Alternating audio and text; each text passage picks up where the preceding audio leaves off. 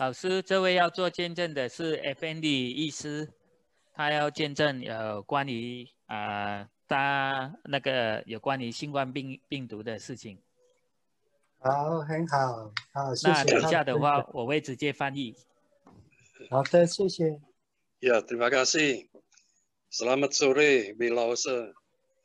Bu Ongko, Pak Ongko, selamat sore semuanya, teman-teman dari Long Fitologi Surabaya dan semua yang berada di acara ini, selamat sore.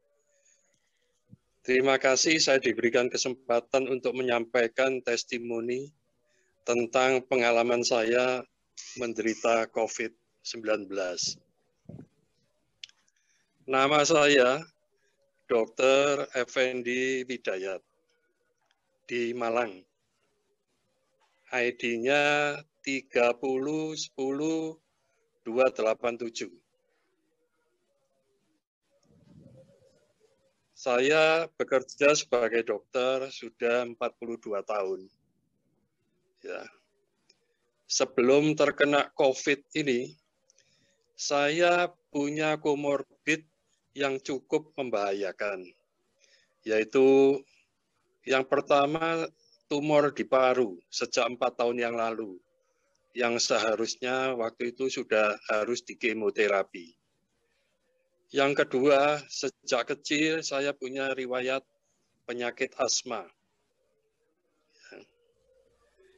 Menurut pemikiran manusia dan teman-teman dokter, apabila saya terkena COVID dengan komorbid itu, maka kemungkinan untuk sembuh sangat kecil sekali.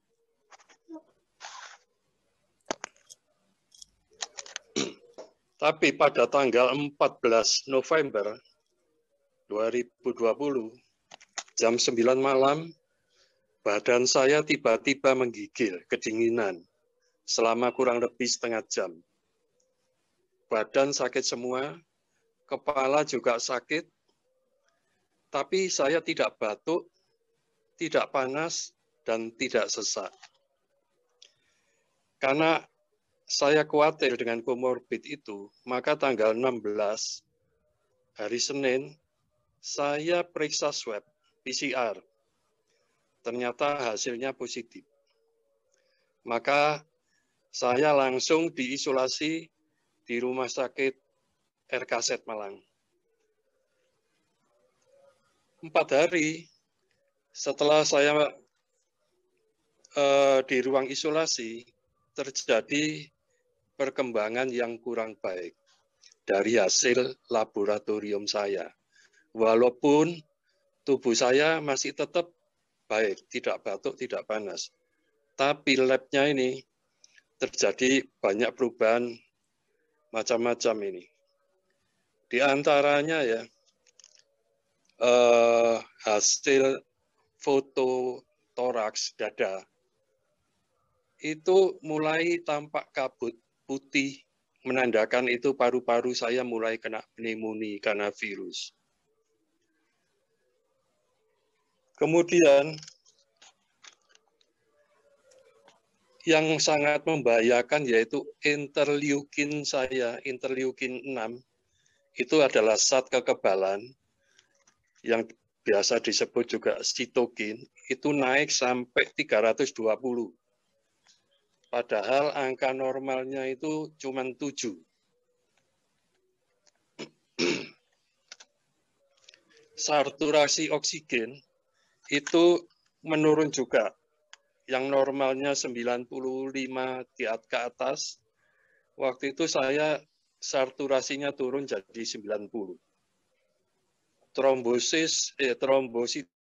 Trombosit dan leukosit juga turun. Leukosit saya tinggal 2000 waktu itu. Nah, sitokin atau interleukin ini adalah zat kekebalan. Tapi kalau dia terlalu banyak, dia akan bekerja secara liar. Bukan virus yang dimatikan, tapi dia merusak organ-organ tubuh kita. Maka terjadi yang disebut autoimmune disease, penyakit autoimun. Jadi tubuh-tubuh dirusak oleh kekebalan diri kita sendiri. pada hari keempat saya diisolasi, pada saat gejala-gejala mulai timbul di lab itu, Bu Ongko memasukkan saya di grup terapi 09, terapi jarak jauh. Dan saya mengikuti setiap hari antara 4 sampai 5 jam. Karena saya waktu itu hanya bawa HP, jadi saya terapi pakai HP saja. HP saya letakkan di atasnya tulang dada sampai ke tenggorokan. Sedangkan kedua tangan saya letakkan di dada. Itu setiap hari saya kerjakan. Antara 4 sampai 5 jam sesuai jadwal. Anehnya walaupun terjadi sitokin naik, trombosit turun, segala macam ya, saturasi juga turun. Anehnya saya ini tidak merasa apa-apa, tidak batuk, tidak sesak. Jadi seperti orang yang tidak sakit. Saya sendiri heran kok bisa gitu, padahal sakit saya ini kan bahaya dengan adanya komorbid itu. Ternyata 4 hari setelah saya masuk di isolasi, istri saya juga swab-nya positif. Tapi dia tanpa gejala. Dia harus isolasi di rumah sakit, tapi tidak sekamar dengan saya. Tapi karena dia itu tidak mau makan, salah satu gejala memang tidak suka makan ya. Kondisinya semakin menurun terus. Nah, karena kondisi saya sudah membaik, saya minta dipindah sekamar dengan istri saya. Pada saat istri saya memasuki fase kritis, itu saya kirim fotonya ke Pak Haryono. Itu kedua parunya itu sudah putih semua. Dan dokter yang merawat, dokter paru mengusulkan istri saya waktu itu dirujuk ke Saiful Anwar, Rumah Sakit Saiful Anwar, supaya dapat ventilator. Ternyata pada hari itu Rumah Sakit Saiful Anwar penuh. Saya mengira bahwa istri saya sudah pasti tidak tertolong. Semua anak-anak juga sudah yang di luar juga merasa bahwa ini tidak tertolong ya. Untungnya pada malam itu istri saya dapat serum konvalesen. Dan HP saya taruh di dada istri saya. Kedua tangan saya letakkan di atas kedua parunya. Itu antara 3-4 jam sehari.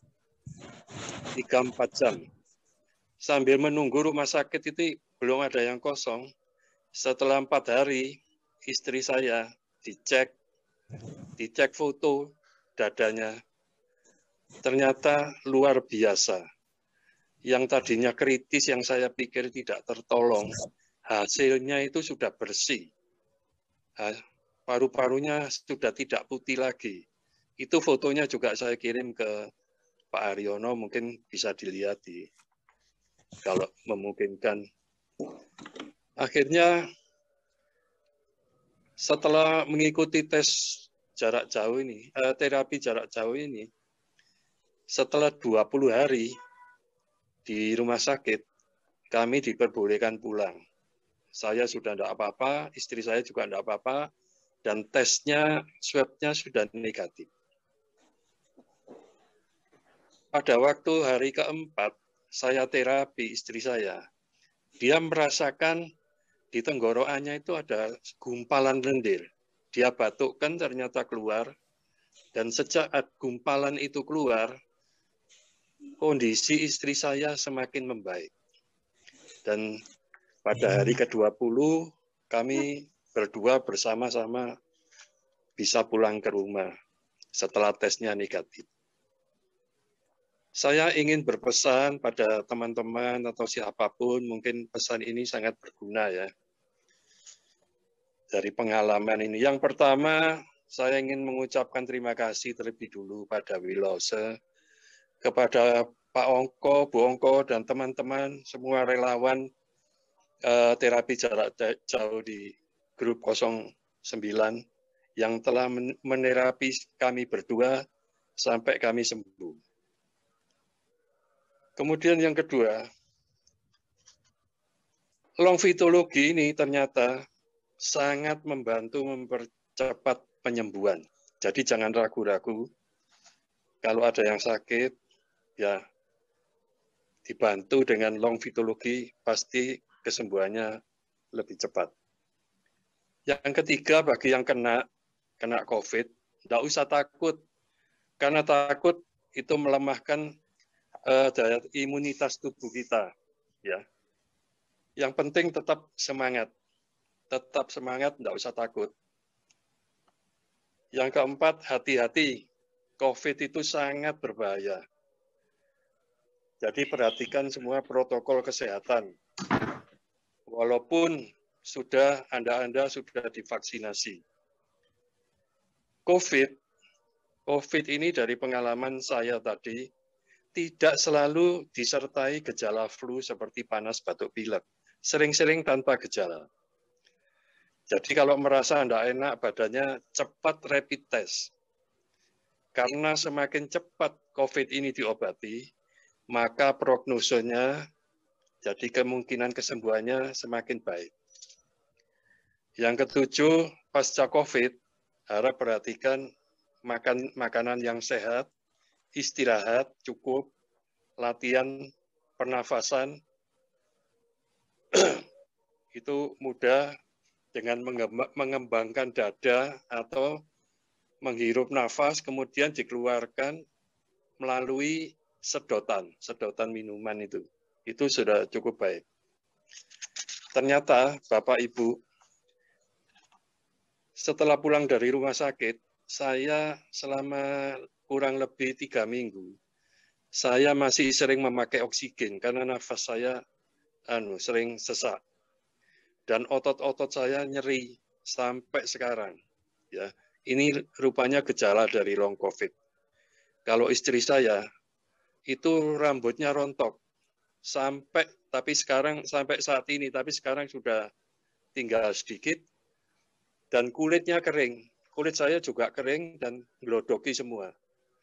Tapi rambut saya tidak rontok. Yang saya rasakan sampai sekarang adalah nafas agak pendek, tapi sudah jauh lebih baik. Sekarang sudah pulih sekitar 90%. Dan kulit, saya kasih minyak zaitun, itu dalam waktu seminggu sudah sembuh. Jadi inilah pengalaman saya, mudah-mudahan pengalaman yang saya sampaikan ini bisa bermanfaat buat teman-teman dan keluarga. Demikian testimoni saya. Sekali lagi saya ucapkan terima kasih.